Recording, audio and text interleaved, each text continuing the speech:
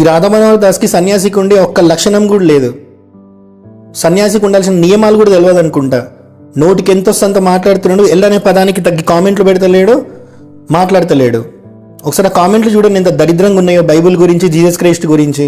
సరే, ఇప్పుడు జీసస్ క్రైస్ట్ని తిట్టినావు, కానీ నువ్వు ఏదైతే సంస్థని రిప్రజెంట్ చేస్తున్నావో, ఇస్కాన్ సంస్థని, ఆ సంస్థకి సంబంధించిన బుక్కుల్లోనే శ్రీల ప్రభుపాద వారే కదా సంస్థ స్టార్ట్ చేసింది, ఆయనే కదా రాసింది. ఆయననే జీసస్ క్రైస్ట్ని కృష్ణుడు కొడుకు లాగా చెప్పారు. ద్వితీయావకాశం అనే బుక్లో ఏం రాశారో చూడు. కృష్ణుడు తన కొడుకుని పంపించారని రాసుకున్నారు జీసస్ క్రైస్ట్ గురించి. ఇంకొక బుక్లో Jesus the son, Krishna the father అని రాసుకున్నారు. ఇప్పుడు నువ్వు జీసస్ని ఎల్లుతో తిడతా ఉన్నావు.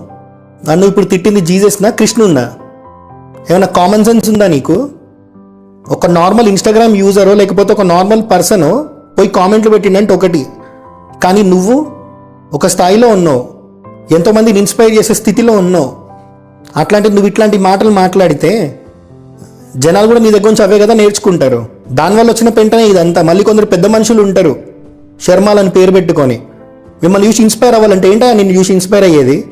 మీరైనా చెప్పండి, ఏంటి అతను చూసి ఇన్స్పైర్ అయ్యేది? బూతులు మాట్లాడమా, బైబిల్ని తిట్టడమా? పెద్ద పెద్ద పీఠాలను రిప్రజెంట్ చేస్తుంటారు, మళ్ళీ ఇతను చూసి ఇన్స్పైర్ అవ్వాలంటారు. చెప్పుతో పడతారు రోడ్డు మీద పోయి. ఇట్లాంటి వాళ్ళని ఇన్స్పిరేషన్గా తీసుకొని మాట్లాడితే, అతను ఏదైతే ఇస్కాన్ సంస్థని రిప్రజెంట్ చేస్తుండో ఆ సంస్థకి సంబంధించిన బుక్ ఇది, ఆత్మసాక్షాత్కారం అని. షిరిడిలో ద్వారకామయ్య దగ్గర పోతుంటే ఫస్ట్ స్టాల్ ఇస్కాన్దే ఉంటుంది, అక్కడ ఉన్న బుక్కే ఇది. ఇందులో జీసస్ క్రైస్ట్ ఒక గురువు లాగా చెప్పారు. కృష్ణ అన్న, క్రిస్టోస్ అన్న, క్రైస్ట్ అన్న ఒకటే అని చెప్పారు శ్రీల ప్రభుపాద. మరి గురువుని శిష్యుడు కదా ఫాలో అవ్వాలి. ఆ గురువు స్థాపించిందే కదా ఇస్కాన్, అందులో నుంచే కదా ఇతను సన్యాసం తీసుకుంది. సో ఇతను ఏది రిప్రజెంట్ చేసినా, ఏదైతే ఇస్కాన్ ఫాలో అవుతున్న సంప్రదాయం ఉందో, పరంపర ఉందో, దాన్ని కదా రిప్రజెంట్ చేయాలి. దాంట్లో చెప్పినే కదా ఫాలో అవ్వాలి. కానీ ఒక్కసారి అయినా ఫాలో అయ్యిండా? అక్కడేమో జీసస్ క్రైస్ట్ గురించి అంత గొప్పగా చెప్తే, ఇతనేమో జీసస్ క్రైస్ట్ నోటికి వచ్చినట్టు తిడుతుండు. ఇతని వల్ల ప్రాబ్లం ఏమవుతుందంటే, హిందువులు క్రిస్టియన్స్ని ఎంత క్వశ్చన్ చేసినా సరే వాళ్ళకి సమాధానం చెప్పడానికి ఒకటే బైబిల్ ఉంది. కానీ మనకి 18 పురాణాలు, 4 వేదాలు, ఉపనిషత్తులు ఇన్నున్నాయి. వీళ్ళు చేసే పెంట వల్ల, వీళ్ళు మాట్లాడే మాటల వల్ల వీళ్ళు బైబిల్ని క్వశ్చన్ చేస్తున్నారు, వాళ్ళు ఒక దానికెళ్ళి సమాధానం చెప్తున్నారు. కానీ వాళ్ళు ఏం చేస్తున్నారు? బ్రహ్మదేవుడు సరస్వతీదేవి మధ్యలో రిలేషన్ అంటగట్టిర్రు, ఫాదర్ అండ్ డాటర్ది.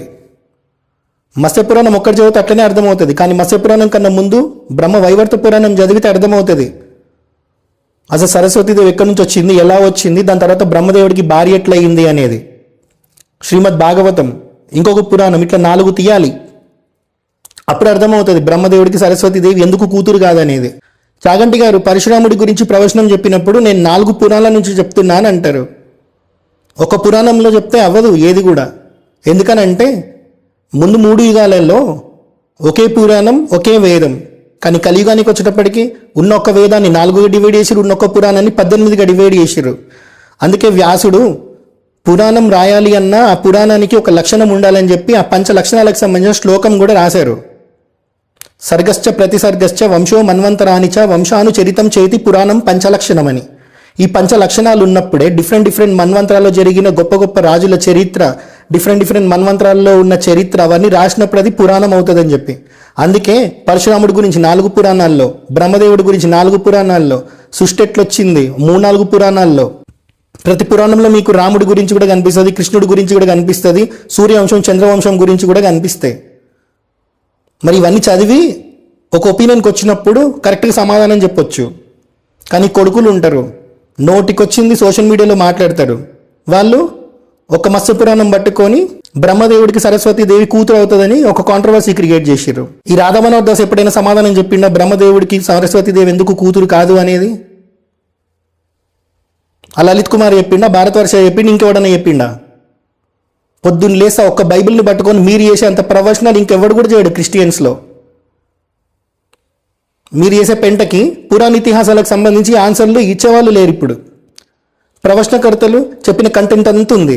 ఎప్పుడైనా స్క్రీన్ రికార్డింగ్ చేసి క్రిస్టియన్స్కి ఆన్సర్ ఇచ్చిరా? అయ్యారు. ఎందుకనంటే వాళ్ళకు ఒకసారి మీరు ఆన్సర్ ఇస్తే హిందువులందరూ అదే పట్టుకొని వాళ్ళని ట్రోల్ చేస్తూ ఉంటారు, వాళ్ళకి సమాధానం దొరుకుతుంది, వాళ్ళు ఇంకా క్వశ్చన్ చేయరు. కాబట్టి వాళ్ళు క్వశ్చన్ చేయడం ఆపేస్తే మీకు ఇంటికి ఈఎంఐ కట్టుకోవడానికి, వీడియోలు చేయడానికి స్కోప్ ఉండదు. కాబట్టి మతోన్మాదం స్ప్రెడ్ చేస్తారు. పోయినావా రామాయణం గురించి ఇంటర్వ్యూ ఇవ్వడానికి? ఇంటర్వ్యూర్ క్వశ్చన్ అడిగితే ఏం చెప్పినావు నువ్వు? పెద్దవాళ్ళే సమాధానం చెప్పాలన్నావు, మరి నువ్వెందుకయ్యా పోయినావు? మొగతనం చూపెట్టుకోవాలని అంటే పక్కన మతాలను తిట్టాలా? నీ ధర్మంలో ఏందుందో, నీ ధర్మంలో ఉన్న గొప్పతనం నువ్వు చెప్పు. పక్కన మతం వాడు ఆబ్వియస్లీ సైలెంట్ అవుతాడు. హిందువులకు కూడా జ్ఞానం వస్తుంది, ఎందుకు కన్వర్ట్ అవ్వద్దో హిందువులకు కూడా తెలుస్తుంది. మన మతంలో మన ధర్మంలో ఉన్న గొప్పతనం చెప్పడం మానేసి వాళ్ళని తిట్టడమే హిందుత్వ అంటారు, వాళ్ళని తిట్టడమే మొగతనం అనుకుంటారు సోషల్ మీడియాలో. పనికి మాలిన మొగతనం.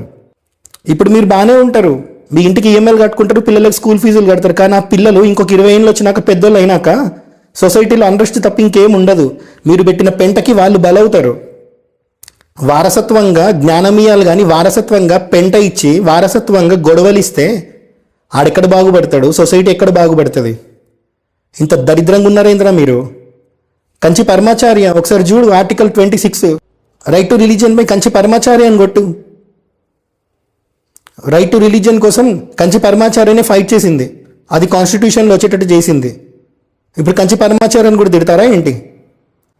కంచిపీఠం పక్కన ఒక మసీదు ఉంటుంది, దాన్ని షిఫ్ట్ చేద్దాము, మన అనుష్ఠానానికి ప్రాబ్లం అవుతుంది కదా ఆ అజాన్ అవి పెట్టినప్పుడు అని అంటే కంచి పరమాచార్య వారు చెప్తారు, అది కూడా ఒక మందిరం లాంటిదే, ఎన్నో వందల సంవత్సరాల నుంచి వస్తుంది, ఎప్పుడు గొడవలు కానది, ఇప్పుడు ఎందుకు అవుతాయి అని అనుకుంటున్నారు, అది అక్కడనే ఉండని అని చెప్పారు. ఏం తెలవవు మీకు, ఎంతసేపు గొడవలు పెట్టాలి, ఎట్లా గొడవలు పెట్టాలనే ఉంటుంది. మరి కంచి పరమాచార్య లీలల్లోనే ఉంది కంచి పరమాచార్య ఖురాన్ అని చెప్పి. ఒక ముస్లింకి అరబ్బీలో ఖురాన్ ఎక్స్ప్లెయిన్ చేస్తారు, ఒక ముస్లింకి ఆ ముస్లిం తన పొలంలో ఉన్నప్పుడు కంచి పరమాచార్య దర్శనం ఇస్తారు. ఇది కదా భారతదేశం. మీరేదైతే భారతదేశం గురించి మాట్లాడారు అది భారతదేశం కాదు ఎప్పుడు కూడా. అయినా మీ క్రిస్టియన్స్ కూడా ఎట్లు కూర్చుంటారా ఇట్లాంటి వాళ్ళ మీద కేసులు వేయకుండా? ఒక సాయిబాబా జోలికి వచ్చినందుకే అందరి మీద కేసులు వేసినాం. మీ దేవుని అన్ని బూతులు తిడుతుంటే మీరు ఎట్లు కూర్చున్నారు? పోయి ఇట్లాంటి వాళ్ళ మీద కేసులు వేసి లీగల్గా ప్రొసీడ్ అవ్వండి. మాట్లాడిన దరిద్రాలన్నీ యూట్యూబ్లోనే ఉంటాయి కదా, వీళ్ళ మీద కేసు వేయడం పెద్ద మ్యాటర్ కూడా కదా, అంత దరిద్రం మాట్లాడిరు సోషల్ మీడియాలో. సో వీళ్ళ మీద మీరే ఏదైనా యాక్షన్ తీసుకోండి. హర హర మహాదేవ.